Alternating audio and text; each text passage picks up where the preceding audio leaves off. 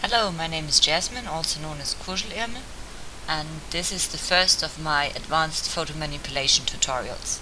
What I have done is to record my progress during an actual manipulation, and because I'm not the most straightforward girl when it comes to manipulating my pictures, there will be some editing in the progress, and also there will be some time lapses, so you don't have to sit through everything. Please note that this is an advanced photo manipulation tutorial. That means that I'm not going to go through every single step in detail, and I'm just going to rely on your ability to find the appropriate buttons yourself. What you will find here is, to the left is the actual recording of my screen, and to the right you get some captions so you can look them up more easily later. The first thing I do is usually to use some curves, some adjustment layers, to get some of the colors more in the way I like them. So in this case I put the curves adjustment just above the clouds, and now you can see how I'm manipulating the curves inside of this box on the top right.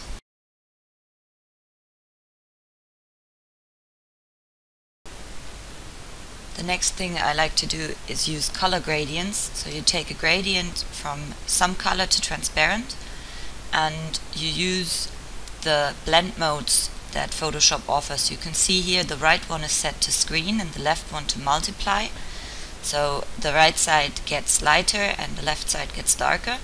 What I do is to use the hue saturation adjustment to get the color the way I like it. Because if you try to choose the color right from the start, it's probably going to fail, because you never know how it's actually going to interact, especially with some of the more complex blend modes like hard light, vivid light, something like that. You never quite know how it's going to react, so this is a nice way to get the color live so you can see what you're doing. And what I also do a lot is to just transform these, flip them, make them larger, find just the right amount where I want them. You can also turn down the opacity. I added some ruins off camera because of the right side being so very, very light. I thought it needed something to make the whole thing a little darker and a little more confined composition wise. So what I'm doing now is to add in some shadows using a soft light layer clipped to the stock layer and a soft round brush. And in this case I even use full opacity and everything, but if you go to more refining in the end, then you should probably turn down the opacity. Also, if you're not so sure what you're doing at the moment, then lower opacity is usually better. Usually I use multiply or soft light layers to get some shadows down. The multiply ones give more pronounced shadows and they get rid of some of the contrast in the shadows. Sometimes you can even use a normal layer to get rid of some of the detail, because in the shadows usually you don't have as much detail as in the midtones. Same, by the way, goes for lights. As for choosing the right blend modes and the right tones, I can only suggest that you make yourself familiar with the different options, because there is no set way to do this. There is a way that you will like to do it, as I do, but there is nothing that will be applicable for all the images that you may come across. So it's very important to get the hang of this. As for the brush I use the hull round brush that comes with Photoshop. I put the hardness to 0%, the opacity to pen pressure, and the flow to pen pressure as well. Also I put the spacing to 1%, which is as far down as it goes, and it will prevent you from having those little brush marks inside your work.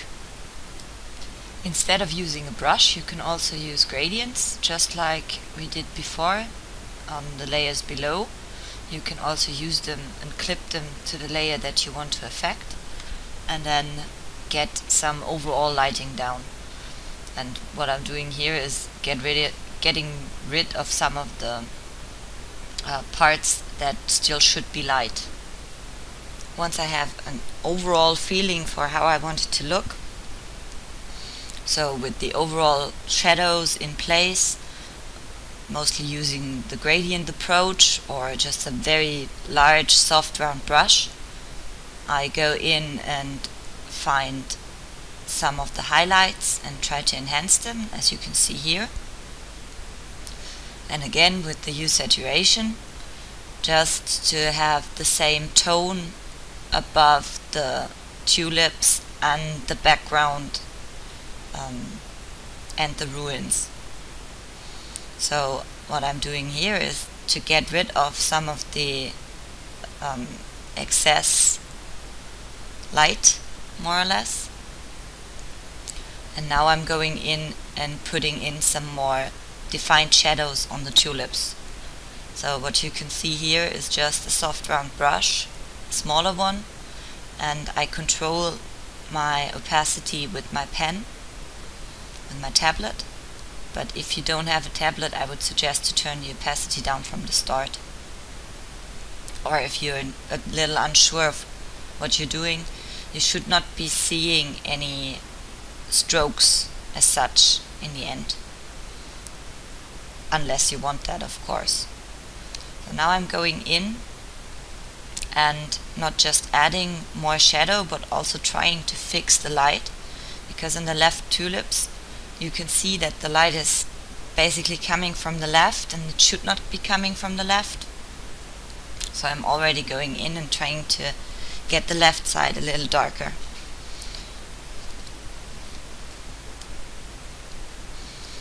Each time I add a new layer, I try to figure what exactly I want to affect. If I just want to affect the layer that I'm working on, so in this case the tulips, I will go for a clipped adjustment, either a clipped adjustment layer or a clipped layer with just some brushwork on it. And if I want to have something that ties everything together and that makes the background and the foreground have the same light, then I will go in and use a layer above everything else. Though I will always choose where in the layer order I want this. If I want it actually above everything, or just above some of the things. So what you can see here is I'm going in with more shadows and more shadows, building it up once, and then trying also to remove some of the shadows again from parts that are at the very top. And this I just do because I'm nitpicky like that. No one is going to see if I put in the shadows in the very back, but hey. Here again you can see it's going across only across the ruins in the back, and again with the color adjustments, trying to figure out which kind of light I want to have. This is something that I do always, over and over. Now you should be able to see that I'm going in more detail, every time in some more detail. Here across the top of the ruins once again.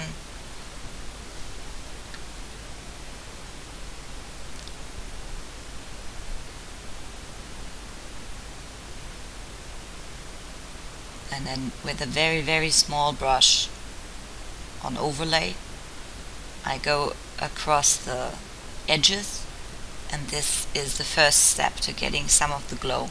I just don't want the ruins to glow like mad, because stone doesn't really glow. It will just get some of the light from the back. It's kind of spilling over. So this is what I'm trying to achieve here. And also I'm going in with different blend modes, screen, hard light, whatever seems to be fitting, and I always go in and may erase some stuff and or lower the opacity or change the colors again. That's just, yes, over and over. A note on highlights and shadows. I find that using pure black and pure white gives you a very dull look in the end. So what I do is, even though it sometimes looks like I'm using black, I always use the color picker. Just hold down Alt while you're on the brush tool or on the gradient tool and pick your color from your canvas, and then just pick something very dark or very light. So you get in some more hues and some more colors, so it does not seem so bland.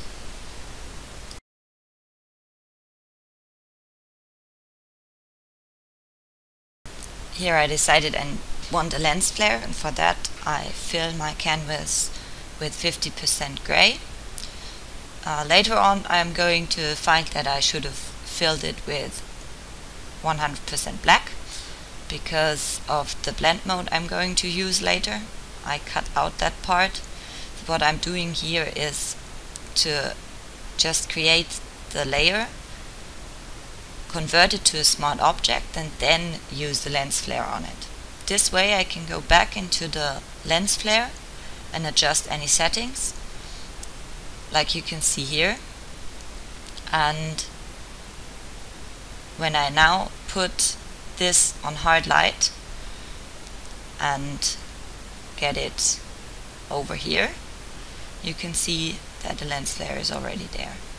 So what I now found is that I want to add a color balance layer, and for this I had to change the blend mode to screen and the lens flare background to black, which you can do by double clicking into the smart object. And also I created a smart object of the smart object, because once you start transforming the thing, that's going to be the effect is going to be applied again. So this is what I was doing here. It's a bit roundabout, but yeah, I guess just play with it a bit, play with the lens flares. You don't need any fancy stuff to get one.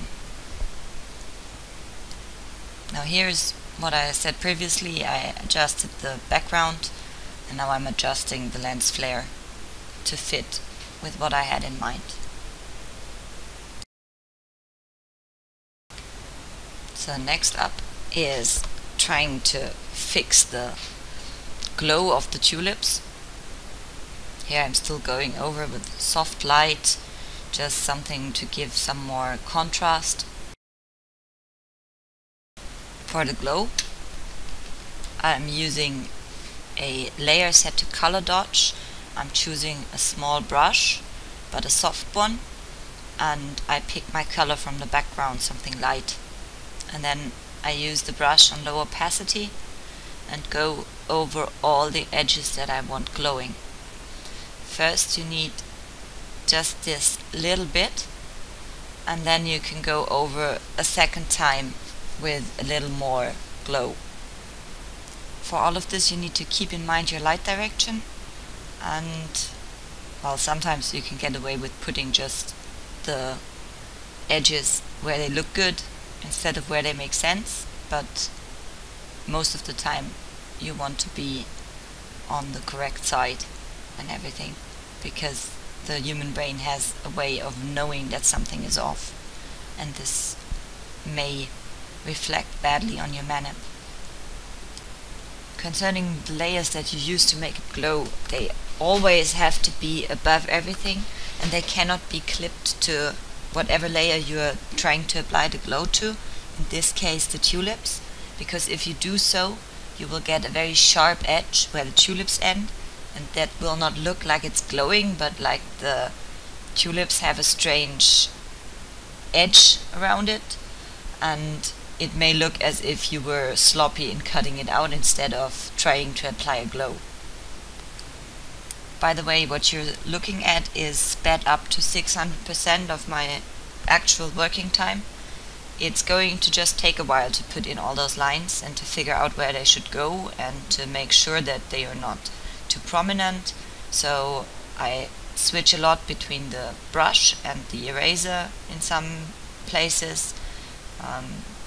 Now we're actually speeding up to 1500% to prevent you from dying from boredom. What you can see here clearly is that the lines are not completely perfect yet, and they are just there so that something is there at the moment. To get a better look at the big picture, I'm zooming out again, so this way I can see if the lines actually make sense, if they're actually prominent enough or too prominent in this case. If you're overdoing your glow in places where it should be too dark to have any sort of glow or too far away from your light source, then it will just look funny, like you placed some lines where they shouldn't be. So always zoom out and try to find out if it's actually needed. Now we're getting towards the end, and what I do here is trying to fix the lighting on the stems in the left, because they still look like they get light coming from the left, which doesn't fit with the whole image. So I'm going in and using multiply and painting over the parts that should be darker. In addition, I'm trying to get some more shadows in there, because a proper glow only works if there is enough contrast to pull it off. When I'm satisfied, I zoom out again and look at the overall picture. It's again a question of how much glow or how little glow do you need. So in this case I decided the glow on the left tulips was way too much, so I added a layer mask and used a soft round brush to get rid of some of the glow. This is for me a better way to dealing with this than at first trying to figure out how much opacity my glow should have.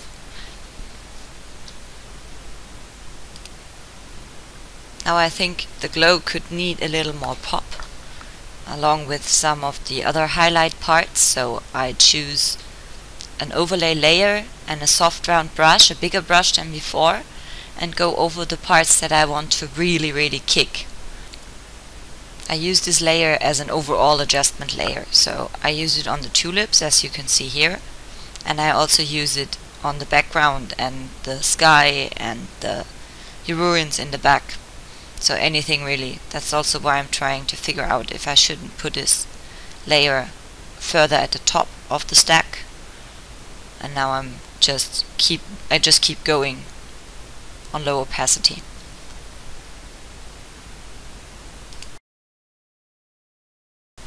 I'm afraid that between the last frame and this one I forgot to record some stuff. So the basic difference is the addition of 2 more soft light layers at the bottom right and an additional levels adjustment, as well as some more adjustments on the girl and some added shadows and some added glow on the girl that work just the same way as for the tulips. And then in the end I also added a color balance layer on top of everything to tie it more together, and an additional layer of soft light gradient that I'm using as another adjustment. And on the very top I'm adding a color balance layer, and in this color balance layer I'm trying to tie together the colors used, the ones in the highlights and the shadows. This is also something that you should never forget, that there are 3 tonal ranges that you can apply the color balance adjustment to, and also try to keep it balanced. Do not just go to the left with one slider completely. It will look strange and it will make your colors look too saturated and too bland. Thank you for watching, and I hope to see you soon. Bye!